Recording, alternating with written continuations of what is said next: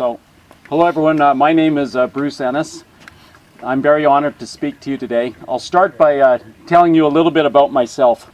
For those of you that aren't going to the washroom right now, it's probably about half the crowd. Couldn't wait any longer. So, I was the quality leader for a very large American company. I convinced the CEO that lean could be a game changer. I'll look over here, it's getting dark. I ended up being given an approval for $1 million to teach everyone in the organization lean. It took about 2 years, and it was a resounding success. It saved over $12 million in the first year alone. If anyone's ever been in charge of an initiative that large, you know that you have to give your soul to the company for a couple of years. And so for most of 2 years, I was spending my time away from my family a lot. So after the program was on stable ground and we had a lot of terrific lean leaders, a really good solid infrastructure, I made a decision to start my own business. And the only reason was I wanted to continue to make my family my number one focus in my life. So that was I have really no entrepreneurial skills other than I wanted to be home more. So something really interesting happened over the last 3 years. To be honest, when I started my own company, I thought, I don't really know if I'll succeed or fail, but if I do, it's not a big deal because the economy in Alberta is pretty strong and I'll go out and get a job. I thought maybe I just got lucky. Maybe it was a one-off, this home run that I hit in the United States. But that wasn't the case. Every business I've worked with has had just as dramatic results as this American company had. And so Paul said the point of this meeting was to make new friends, but to learn something. So I thought I would share with you 3 things that I do that when I talk to other business leaders, not all of them are doing these things. Not that it's necessarily right. I just believe that these 3 success factors have played a massive role in some very successful lean deployments. So, oh, Paul, by the way, hold on a second. Paul threatened me with death if I went. So where are we at? Are we about 4 minutes in? We're 4 minutes in. You're timing yourself. You're right on, man. There's a good lean guy right there. I was sweating there. I love it. Okay, so the first critical success factor, in my opinion, are dashboards. Dashboards is simply a business term that means a visual display of some critical piece of business information. The other thing I like about a dashboard is it conveys instant understanding. I believe that if you have a lean program, you need a dashboard. A dashboard does 2 things. Number 1, it measures lean performance. And it doesn't have to be money. The organization I worked for had a team of people analyzing and assessing the worth of thousands of projects going on.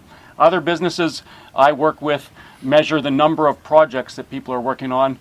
Others measure lead time. We're trying to delight the customer, so we measure lead time. But the point is every company I work with has a dashboard. I help them to develop a dashboard. A dashboard, in my opinion, creates a buzz. It creates engagement. It gets people excited. And I think in a way it creates accountability. It says lean matters, and if it's designed properly, there's a subtle but healthy pressure. George talked about healthy pressure, I think, or a healthy challenge, yeah. That you don't go too far where it becomes stress. And so I helped this organization. So this was the American company I worked for. We built a dashboard, and what was really cool about it is it created a healthy competition that was like a snowball going down a hill. Every region in this company was illuminated by a different neon color, and every single savings, once it was executed and institutionalized and part of the DNA of a company, it was tallied at the bottom, and then the grand total was at the top. The really cool thing is when I was traveling around the US and teaching lean, I spent about an hour and a half on the last day teaching everyone how to use this dashboard. So you can see a couple buttons on there that you probably can't read, but it was real simple for an employee anywhere in the United States to hit a button and say, I've got a great idea. I'm a forklift driver in Montana, and here's a way to save $100 a year by doing this. And why I like, this is healthy competition. it would go into the database, and then it would go into another dashboard. I called it like a 3,000-mile bulletin board. Everyone in the United States could see the great idea that that forklift driver had. So we had 200 branches. So if every forklift driver implemented that efficiency change, that $100 idea became a $20,000 savings idea. So that's what I believe is healthy competition. This dashboard was everywhere. The CEO of the company I worked for, I have so much respect for her, because she said, I'm going to take it a step further. It was already in every lunchroom, on every bulletin board, in every meeting room. But she said, I want it to be on the home page of our corporate intranet. So when you opened up, turned on your computer anywhere in the company, any of the 2,000 employees, when you went on the computer, this was the home page. It wasn't buried in 10 mouse clicks. That was on the home page. So boy, what a way to say this is important. The CEO walked the walk. This is when you clicked on the radio button, it would bring up all of the lean improvements, and you could sort it by the nature of the work that you did. So if you're an admin person, you could look at the hundreds of admin ideas from across the US and shamelessly steal, as Jack Welch said, replicate. Whatever your job was, you could sort it by geographic region. We celebrated and recognized the idea owner. So it was a great way to get everyone in the company. Did we ever discover some jewels in our company? People that nobody knew about came up with idea after idea after idea. So it was very, very powerful. The second critical success factor, in my opinion, is skin in the game. Leaders have to walk the walk. If lean matters to you, then it will matter to them. And I think that every business leader that I meet says this, but they don't really mean it. Or they think they mean it, but they really don't. I came to Paul's business to FastCap last year, and it was real obvious that if you weren't engaged in lean, there probably wouldn't be a place for you. So Paul's a great guy. Everyone seemed really happy. They liked. He actually let me hang around FastCap for the whole day, and I brought my steel-toed boots and hung around for probably 5 or 6 hours. I thought I'd love to work here, but make no mistake, there's accountability. I don't think you would last very long at FastCap if you went, Paul, I'm not so much into this lean thing. So Paul walks the walk, and the businesses that I work with, I have real heart-to-heart, come to Jesus talks with the leadership, that if you're not willing to walk the walk, I really don't want to work with you, because I'm going to look bad as well. We're both going to look bad. Praise Allah. Thank you.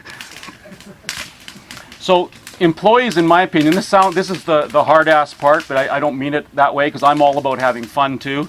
But employees have to feel the pleasure and the pain of lean success or its failure.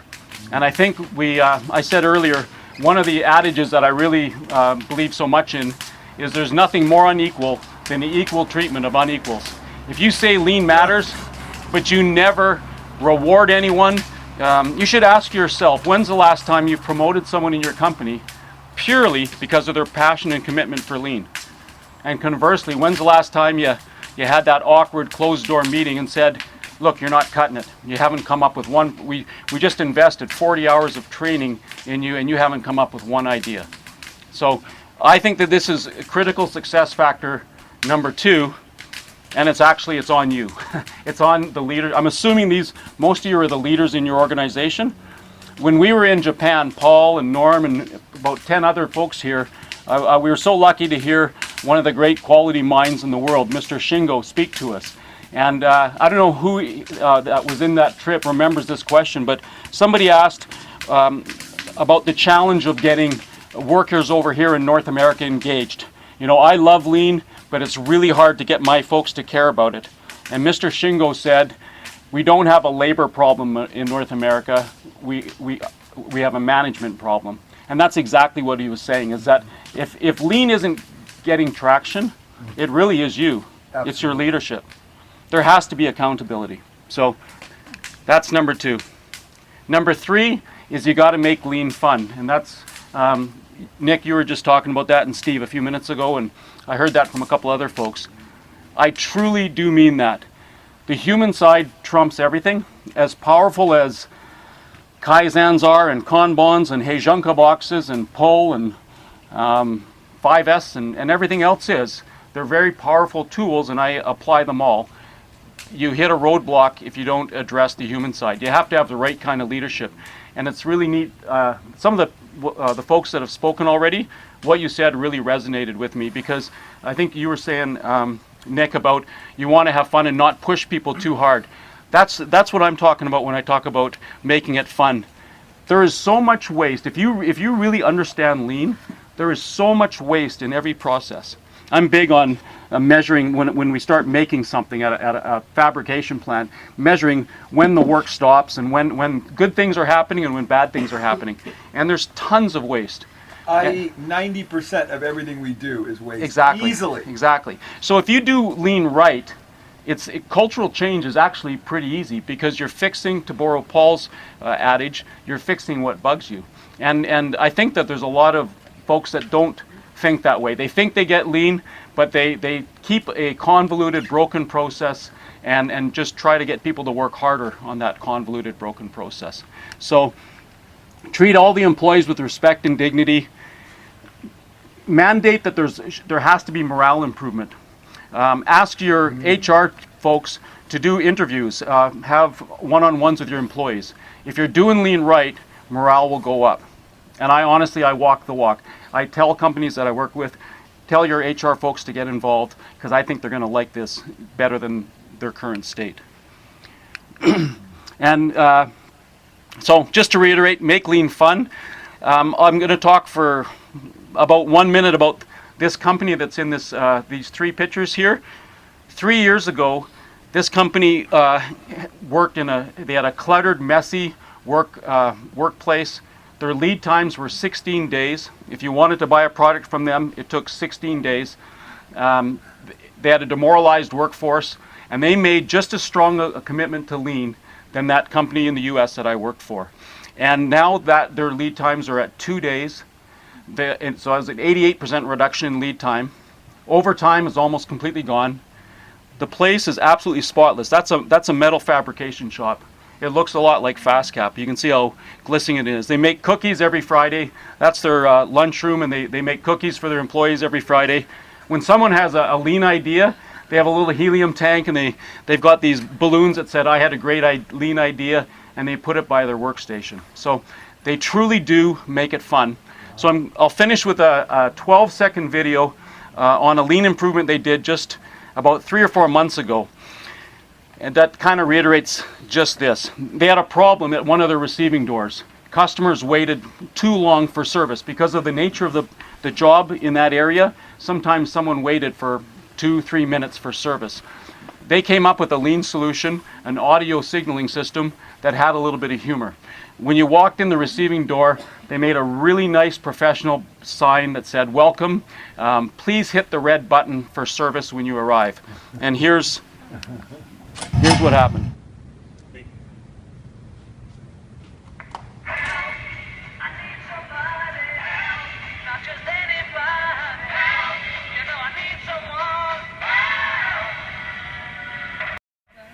So it is.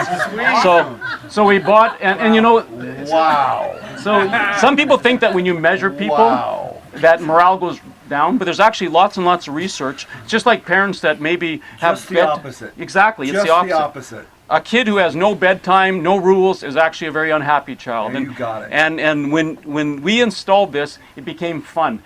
Most customers, when they come in, start laughing. You know, when they hear that, "Help, I need somebody." And all the employees now know that it's kind of a game. They want to see how fast their response time is. And since we installed this, by the way, you can see there's a wire there. It's hooked up to the supervisor's computer, where they statistically analyze it, and they're at 10.4 seconds response time now. So, Brilliant. Brilliant. thank you. Okay, so I told you that when I met Bruce,